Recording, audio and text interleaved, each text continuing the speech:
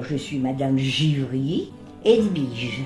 Je suis née à Chalon-sur-Saône le 15 mars 1922. Maman, à ce moment-là, elle ne travaillait pas, puisqu'on n'était pas beaucoup, mais enfin, il y avait mon frère et moi.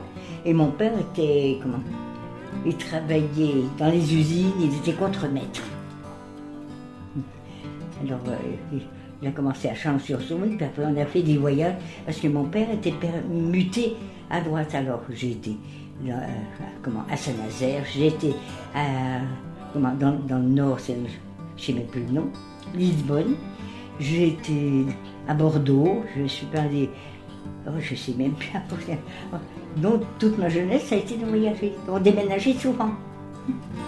Bon, fallait que je suive, puisque j'étais petite, alors fallait suivre.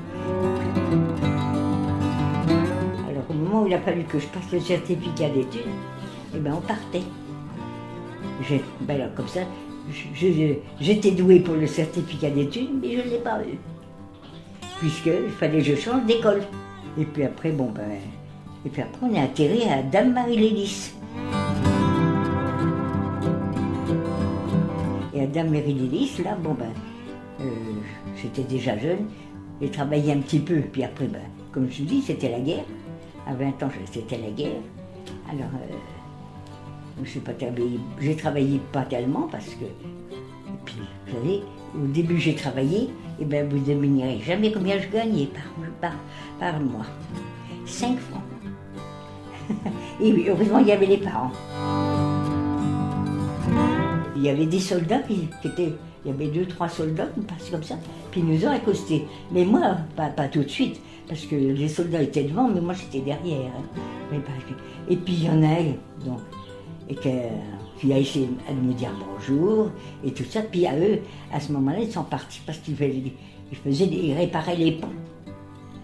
Alors automatiquement, il y en a été, attendez voir, que je ne dise pas de bêtises, en 42, non 43, je me suis mariée en 43, oui en 42, il est parti en zone libre, et on ne s'est jamais connus, et on se vous voyait jusqu'à temps qu'on se marie.